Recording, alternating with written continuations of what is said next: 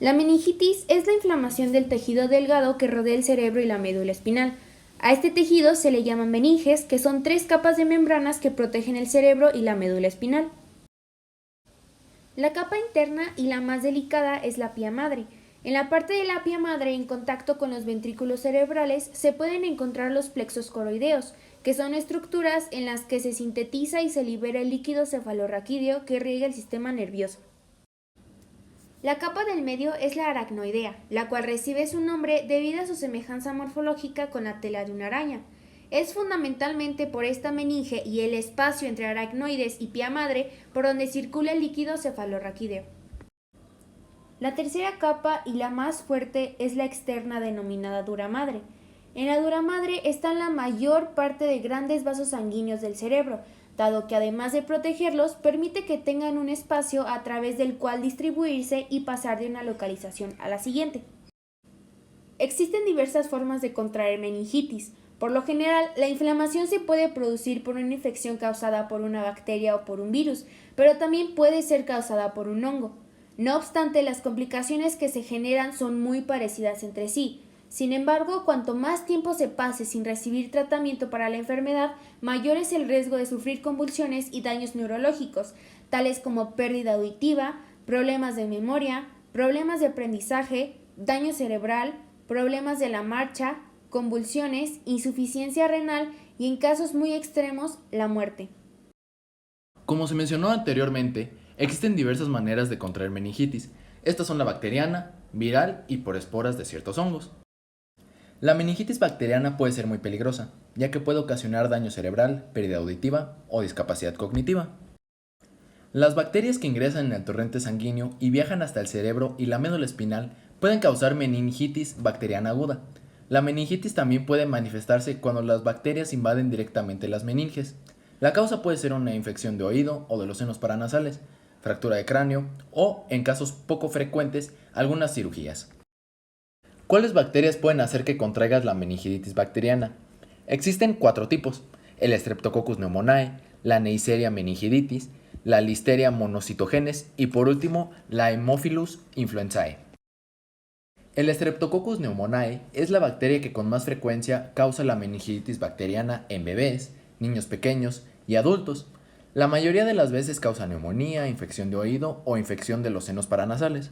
La Neisseria meningitis normalmente causa una infección en las vías respiratorias superiores.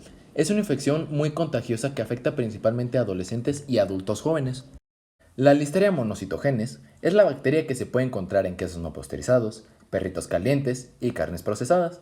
Las mujeres embarazadas, los recién nacidos, los adultos mayores y las personas con sistemas inmunitarios débiles constituyen la población más vulnerable de esta bacteria.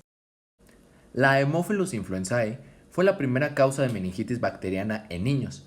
Sin embargo, las vacunas contra el HIV han reducido considerablemente la cantidad de casos de este tipo de meningitis. Algunas formas de meningitis bacteriana son contagiosas. Las bacterias se propagan cuando alguien toca las secreciones de la boca o de la nariz de una persona infectada. Algunas maneras de propagar la meningitis son al toser, al besar o al tomar de la misma taza. Los principales síntomas de la meningitis bacteriana pueden ser fiebre alta repentina, rigidez en el cuello, dolor de cabeza intenso que parece diferente del usual, dolor de cabeza con náuseas o vómitos, confusión o dificultad para concentrarse, convulsiones, somnolencia o dificultad para caminar, sensibilidad a la luz, falta de apetito o sed o erupción cutánea. A diferencia de los niños mayores y los adultos, la mayoría de los recién nacidos y los lactantes no presentan rigidez de nuca. Si la meningitis se agrava, los espacios elásticos situados entre los huesos del cráneo, que estén presentes en los recién nacidos antes de que los huesos del cráneo se fusionen, pueden abultarse por el aumento de la presión dentro del cráneo. En la mayoría de los niños y adultos, la meningitis bacteriana aguda comienza con los síntomas que empeoran lentamente durante 3 a 5 días. Estos síntomas pueden incluir una sensación de malestar general, fiebre, irritabilidad y vómitos. Algunos pacientes presentan dolor de garganta, tos y secreción nasal. La rigidez de nuca debido a la meningitis es más que una simple molestia. El mero hecho de bajar el mentón hacia el pecho produce dolor y puede resultar imposible realizar el movimiento. Mover la cabeza entre otras direcciones no supone la misma dificultad. Sin embargo, algunos pacientes no tienen rigidez de nuca, sino un dolor muy fuerte de espalda. La meningitis bacteriana aguda debe tratarse de inmediato con antibióticos intravenosos y, a veces, con corticosteroides. Esto ayuda a garantizar la recuperación y reducir el riesgo de complicaciones como la inflamación del cerebro y las convulsiones. La meningitis bacteriana aguda es una inflamación de aparición rápida de las capas de tejido que cubren el encéfalo y la médula espinal, y del espacio que contiene el líquido localizado entre las meninges. La meningitis viral o aséptica es el tipo más común de meningitis. Por lo general es menos grave que la meningitis bacteriana y la mayoría de las personas se mejoran solas, es decir, sin recibir algún tratamiento. Si bien esta enfermedad puede ser contraída por cualquier persona, su incidencia es mayor en niños mayores de 5 años y las personas que tienen el sistema inmunitario debilitado debido a enfermedades, medicamentos como puede ser la quimioterapia o algún trasplante reciente de órgano o médula ósea. Esta suele comenzar con síntomas de una infección vírica, como es la fiebre, malestar general, dolor de cabeza y dolores musculares, como rigidez de nuca que hace difícil o hasta imposible bajar la barbilla hasta el pecho. Los síntomas que se presentan más comunes en los bebés son la fiebre, irritabilidad, no comer bien, somnolencia o dificultad para despertarse y letargo, es decir, falta de energía. Por otro lado, los síntomas más comunes en los niños y adultos son la fiebre, el dolor de cabeza, rigidez de cuello, fotofobia, somnolencia o dificultad para despertarse, náuseas, irritabilidad, vómitos, falta de apetito o falta de energía. Los enterovirus no poliomielíticos son la causa más común de meningitis viral. Otros virus que pueden causar meningitis son los siguientes: el virus de las paperas, los virus del herpes como el virus de Epstein-Barr, los virus del herpes simple y el virus de la varicela zoster, así como el virus del sarampión, el de la influenza, los arbovirus como el virus del Nilo occidental y el virus de la coriomeningitis linfocítica. La meningitis vírica puede propagarse de distintas maneras dependiendo del virus, por ejemplo, por transmisión por el torrente sanguíneo de una infección localizada en otra parte del cuerpo, que esta es la forma más común. Puede ser también por el contacto con heces contaminadas por enterovirus, lo que puede ocurrir cuando las personas infectadas no se lavan las manos después de defecar o al nadar en una piscina pública. Otra causa es el acto sexual u otro contacto genital con una persona infectada, ya sea por VHS2 o VIH. Asimismo, una picadura de insecto como un mosquito, ya sea para el virus del Nilo occidental, el virus de St. Louis, Zika o chikungunya. También puede ser por transmisión por el aire debido a la inhalación del virus. Esto aplica para el virus varicela zoster, el contacto con el polvo o alimentos contaminados por la orina o las heces de ratones o hámsters infectados. Esto es para el virus de la coriomeningitis linfocitaria. Y finalmente, el uso de agujas infectadas, principalmente por VIH. Para la meningitis viral, las pruebas pueden incluir muestras de sangre para detectar la presencia de bacterias, radiografías y tomografías computarizadas para buscar zonas de hinchazón e inflamación y una punción lumbar o espinal. En la mayoría de los casos no hay tratamiento específico para la meningitis viral. Por lo general, la mayoría de las personas que contraen meningitis viral leve se recuperan completamente en 7 a 10 días sin recibir tratamiento. Los medicamentos antivirales podrían ayudar a las personas con meningitis causada por virus como los del herpes y los de la influenza. Sin embargo, el tratamiento de los casos leves de meningitis viral suele consistir en reposo en cama, abundante líquido y analgésicos de venta libre para reducir la fiebre y aliviar el dolor generalizado. El médico puede recetar corticosteroides para reducir la inflamación del cerebro y un medicamento anticonvulsivo para controlar las convulsiones. De la misma manera, las vacunas pueden proteger contra algunas enfermedades que pueden causar la meningitis viral. Estas son como el sarampión, las paperas, la varicela y la influenza.